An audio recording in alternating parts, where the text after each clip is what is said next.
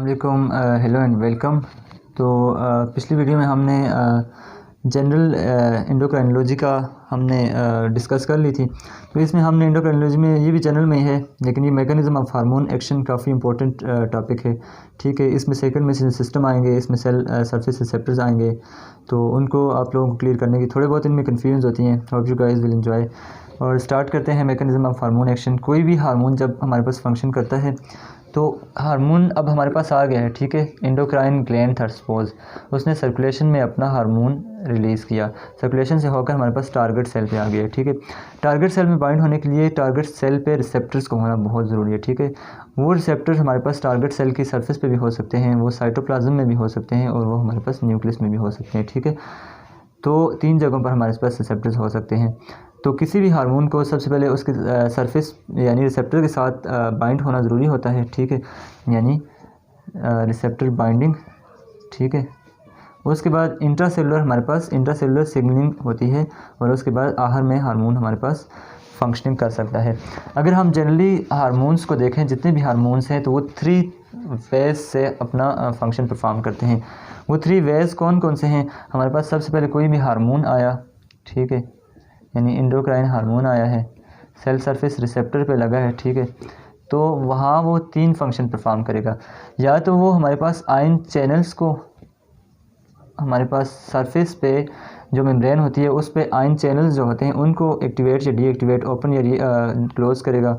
और दूसरा फंक्शन वो होता है कि वो जी प्रोटीन कपल रिसेप्टर के थ्रू इंट्रासेलुलर सिग्नलिंग करेगा। और तीसरा हमारा पास फंक्शन ये होता है कि वो हमारे पास न्यूक्लियस में जाके फंक्शन नहीं, तीसरा मैकेनिज्म, कुछ में ये मैकेनिज्म होता है, एक में सब कुछ नहीं होता।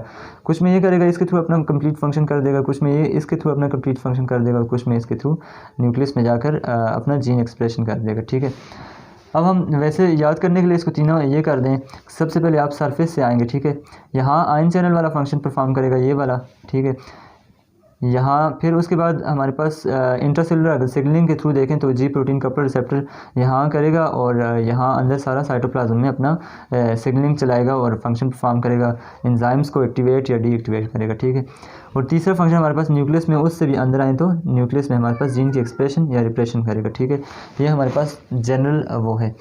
इसके बाद हम आते हैं, हमने कहा था कि रिसेप्टर्स के साथ बाइंड होना ज़रूरी है, तो हम रिसेप्टर्स देखते हैं कि किसके रिसेप्टर्स कहाँ हैं। ठीक है, तो हमारे पास सबसे पहले हमारे पास सेल सरफेस रिसेप्टर्स होते हैं, जितनी भी प्रोटीन्स होती हैं ना, तो उनके रिसेप्टर्स हमारे पास, उनके रिसेप्टर्स सेल मेम्ब्रेन पे होते हैं। ठीक है, और जितने भी स्टेरॉइड हार्मोन होते हैं उनके रिसेप्टर्स हमारे पास साइटोप्लाज्म में होंगे, ये याद रख लीजिए। और जो हमारे पास thyroid hormone T3 and T4 होते हैं, उनके रिसेप्टर्स हमारे पास न्यूक्लियस में होते हैं। वो हमेशा न्यूक्लियस में जाके मशीनरी को रिप्रेस करेंगे या उसको एक्टिवेट करेंगे, जीन की एक्टिवेशन करेंगे। ठीक है, तो जो हमारे पास सबसे पहले प्रोटीन लिंक में 3 रिसेप्टर्स के नाम लिख लेता हूँ, और उसके बाद देखते हैं। जो हमारे पास प्रोटीन लिंक 3 रिसेप्टर्स होते हैं, जो हमारे पास प्रोटीन के रिसेप्टर होंगे वो हमारे पास सरफेस रिसेप्टर होंगे, सरफेस रिसेप्टर। वो 3 सरफेस रिसेप्टर काफ़ी इंपॉर्टेंट है, उन सेल सरफेस रिसेप्टर को हम पढ़ते हैं। ठीक है, सबसे पहले आयन लिंक्ड है, आयन चैनल लिंक्ड। ये जब हम मैकेनिज्म करेंगे तो आपको समझ आ जाएगी किस तरह आयन चैनल लिंक्ड है। ठीक है, दूसरे वाले हमारे पास हैं जी प्रोटीन कपल रिसेप्टर्स होते हैं। ठीक है, GPCR भी लिख सकते हैं। ठीक है, जी प्रोटीन कपल रिसेप्टर्स। और तीसरे हमारे पास होते हैं उसमें अंदर जाते हैं, और एंजाइम लिंक्ड कपल रिसेप्टर होते हैं। ठीक है, एंजाइम लिंक्ड कपल रिसेप्टर्स होते हैं तीसरे हमारे पास ये। इनसे पहले हम जो जनरल है ना, वो थायराइड और थायराइड हार्मोन कैसे करते हैं, यानी साइटोप्लाज्म वाले थायराइड हार्मोन कैसे करते हैं न्यूक्लियस वाले, और साइटोप्लाज्म वाले हमारे पास स्टेरॉइड हार्मोन कैसे करते हैं, वो उनका थोड़ा थोड़ा मैकेनिज्म वो करके हम इसकी तरफ आते हैं। क्योंकि इसके बाद हमारे पास सेकंड मैसेंजर सिस्टम स्टार्ट होते हैं ना, तो वो सेकंड मैसेंजर सिस्टम का ताल्लुक भी सरफेस से है सारा, ये याद रखिए कि इनका ताल्लुक भी सरफेस रिसेप्टर से है और प्रोटीन से होगा, और सेल सरफेस वाले काम जो है सेकंड मैसेंजर सिस्टम के होंगे। दूसरी तरफ हमारे पास जो स्टेरॉइड हार्मोन है उनका ताल्लुक साइटोप्लाज्म से है, साइटोप्लाज्म में यानी जाएंगे, और उनका मैकेनिज्म भी इजी से है। तो वो दो हम करके ना, तो उसके बाद हम इसकी तरफ आएंगे, सेल सरफेस रिसेप्टर वाले मैकेनिज्म की तरफ आएंगे, और उसके बाद सेकंड मैसेंजर सिस्टम पे नेक्स्ट वीडियो होगी। ठीक है, तो ये हम जल्दी से करते हैं। जो हमारे पास स्टेरॉइड होते हैं ये लिपिड सोल्यूबल होते हैं। ठीक है, लिपिड सोल्यूबल होते हैं, तो ये सेल मेम्ब्रेन को ईजिली क्रॉस कर सकते हैं। ठीक है, यहाँ से स्टेरॉइड हार्मोन, एल्डोस्टेरोन, कोई भी सेक्स हार्मोन आया, दूसरे स्टेरॉइड जितने भी हार्मोन हैं वो आएंगे। साइटोप्लाज्म में इनके रिसेप्टर्स होते हैं, ठीक है। सपोज़ ये साइटोप्लाज्म में इसका रिसेप्टर पड़ा है, ठीक है। उसके साथ ये हमारे यहाँ ये बाहर से जो लाइगेंट आया है, जो हार्मोन आया है, बाइंड करेगा, ये हमारे पास कम्प्लेक्स बनाएगा और ये कम्प्लेक्स हमारे पास इंटर होगा, न्यूक्लियस में भी इंटर हो सकता है, और ये कम्प्लेक्स हमारे पास साइटोप्लाज्म में प्रोटीन्स की अच्छा, ये हमारे पास साइटोप्लाज्म में चैनल्स को भी, जैसे हमारे पास एल्डोस्टेरोन जो होता है वो हमारे पास चैनल्स को इनकॉर्पोरेट करता है ज़्यादा से ज़्यादा, यानी परमिबिलिटी को इंक्रीज़ करता है। और दूसरा हमारे पास बहुत सारे ऐसे होते हैं कि जो इंजाइम्स को हमारे पास एक्टिवेट करते हैं, ठीक है, एक्टिवेट या डीएक्टिवेट कर सकते हैं। ये हमारे पास स्टेरॉइड होगा, इसका इतना ही मैकेनिज्म है, ईजी सा है। उसके बाद हम थोड़ा सा आते हैं थायराइड हार्मोन। थायराइड हार्मोन हमारे पास T3 और T4, ये याद रखें, ये हमेशा न्यूक्लियस में फंक्शन करते हैं, या न्यूक्लियस में इनके रिसेप्टर्स कहाँ होते हैं, इनके रिसेप्टर्स हमेशा न्यूक्लियस में प्रेजेंट होते हैं, ठीक है, ये याद रखें, ठीक है। अब हम थायराइड पे अगर आएँ तो इनका न्यूक्लियस ये है, ठीक है। थायराइड के रिसेप्टर कहाँ है, ये डायरेक्टली इस सेल मेम्ब्रेन क्रॉस करेंगे, न्यूक्लियस मेम्ब्रेन क्रॉस करेंगे और न्यूक्लियस के अंदर जाएंगे। न्यूक्लियस को हम बड़ा करके दिखाएँ तो ये हमारे पास यहाँ न्यूक्लियस के पास उनके जो जेनेटिक मटेरियल होता है ना, उसके पास इसके रिसेप्टर्स होते हैं, तो उसके साथ ये हमारे पास कम्प्लेक्स बनाएगा, रिसेप्टर्स अंदर जाकर कम्प्लेक्स बनाएगा, और ये कम्प्लेक्स हमारे पास responsive elements, hormone responsive element को रेगुलेट करेगा। हार्मोन रिस्पॉन्सिव एलिमेंट जीन का वो पोर्शन होता है जो हमारे पास रेगुलेट हो, जिसकी वजह से पूरा जीन रेगुलेट होता है, और उसको हमारे पास ये हार्मोन और रिसेप्टर को जो कम्प्लेक्स होता है, ये हमें हार्मोन रिस्पॉन्सिव एलिमेंट्स को रिस्पॉन्स करता है, यानी कि उसको रेगुलेट करता है। तो वो या तो हमारे पास रिप्रेस भी हो सकता है या एक्सप्रेस भी हो सकता है जीन, ठीक है।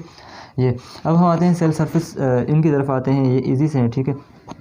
तो सबसे पहले हमारे पास अगर हम देखें तो आयन चैनल रिसेप्टर्स में समझा देता हूँ पहले आपको, तो फिर आपको समझ आ जाएगी किस तरह ये आयन चैनल रिसेप्टर्स होते हैं, किस तरह बाइंडिंग होते हैं, ठीक है। ये आप देख सकते हैं, ये हमारे पास नर्व का एंडिंग है, टर्मिनल है, जिसमें हमारे पास वेजिकल्स हैं। सपोज कर लेते हैं कि इसमें ये वेजिकल स्टाइल कोलिन है, और ये हमारे पास मसल फाइबर्स है, ये हमारे पास न्यूरो मस्कुलर जंक्शन है, ये सारा हमारे पास क्या आ जाएगा, NMJ आ जाएगा, ठीक है। यहाँ से ये हमारे पास सोडियम के चैनल्स हैं, ठीक है, सोडियम आयन के चैनल्स हैं। अब आप समझ लें कि आयन चैनल्स, हम आयन की तरफ आ रहे हैं, ठीक है। सोडियम आयन के चैनल्स हैं, सॉरी लाइट तो चली गई है, लेकिन हम तो सोडियम आयन के चैनल्स हैं, ठीक है, सोडियम आयन के। तो अब हम देखते हैं कि किस तरह ये एक्टिवेट करेगा। सबसे पहले यहाँ कैल्शियम अंदर आएगा और एसिटाइलकोलिन रिलीज़ करेगा NMJ पे। तो ये हमारे पास जो एसिटाइलकोलिन है, यहाँ न्यूरोट्रांसमीटर या हार्मोन के तौर पर एक्ट करता है, और ये चैनल एसिटाइलकोलिन डिपेंडेंट होते हैं, ठीक है। ये हमारे पास एसिटाइलकोलिन इनके साथ बाइंड होगा, ठीक है, तो ये चैनल्स ओपन हो जाएंगे, और ये चैनल जब ओपन हो जाएंगे तो इनमें से हमारे पास सोडियम पास होकर अंदर आ जाएगा, सोडियम अंदर आ जाएगा।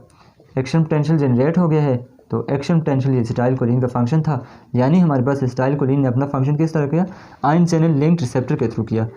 यानी यहाँ इस पे क्या था, आयन चैनल्स जो थे इन पर इसके रिसेप्टर्स थे इस हार्मोन के, तो उसने अपना function ion channel linked receptors के थ्रू किया। इसी वजह से हम इसको आयन चैनल लिंक्ड रिसेप्टर के थ्रू करते हैं। ये होप इंशाल्लाह आपको क्लियर हो गया होगा।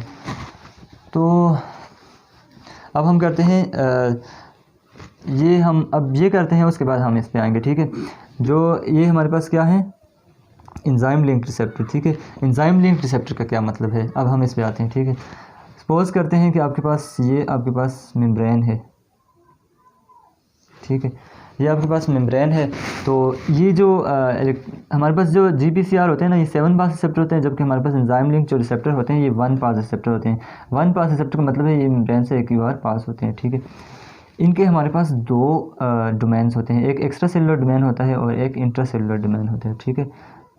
यानी सेल के अंदर वाली जगह है और सेल एक्स्ट्रा सेलुलर डोमेन होता है, ठीक है।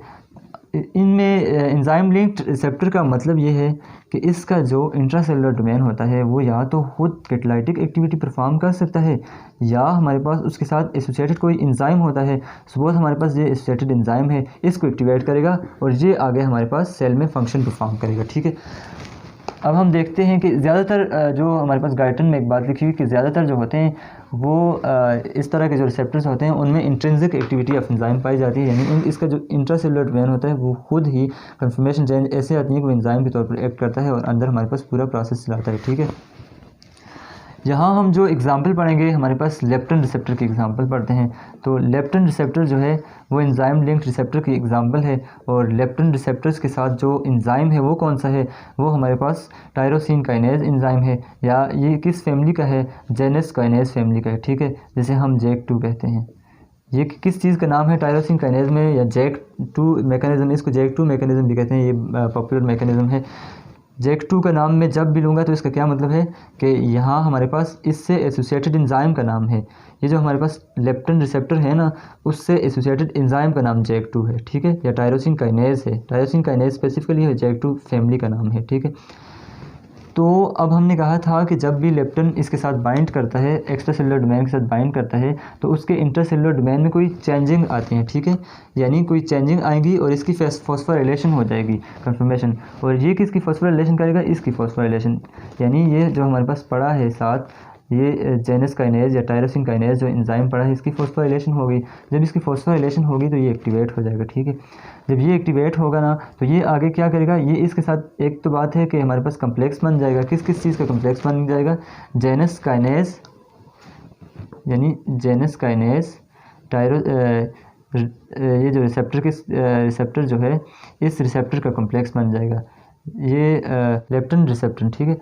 लेप्टिन रिसेप्टर, ये लेप्टिन रिसेप्टर और एंजाइम, इन दोनों का आपस में कम्प्लेक्स बन गया। सपोज हम यहाँ कम्प्लेक्स बना देते हैं, ठीक है, कम्प्लेक्स बन गया। अब इस कम्प्लेक्स के अंदर ये जो हमारे पास एक्टिवेटेड JAK2 जो हमारे पास काइनेज एंजाइम है, तो ये बाकी अब दो फंक्शन परफॉर्म करेगा। एक तो ये इसमें जो बाकी टायरोसिन रेजिड्यूज़ हैं ना, जो इस रिसेप्टर्स में टायरोसिन रेजिड्यूज़ हैं, ठीक है, उनकी फॉस्फोराइलेशन करता है और उनको एक्टिवेट कर देता है, ठीक है।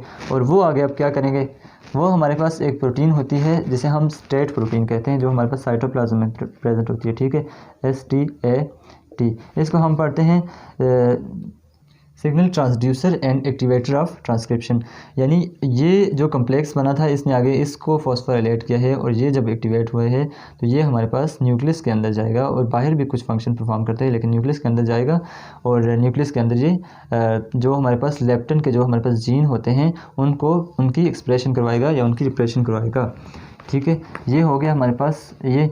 अब हम एक चीज़ और देखते हैं कि इसका जो पाथवे है इधर से भी एक आता है, जो हमारे पास ये वो बना था, ये जो JAK2 एक्टिवेट हुआ था, तो ये एक दूसरा फंक्शन ये परफॉर्म करता है कि ये हमारे पास मैप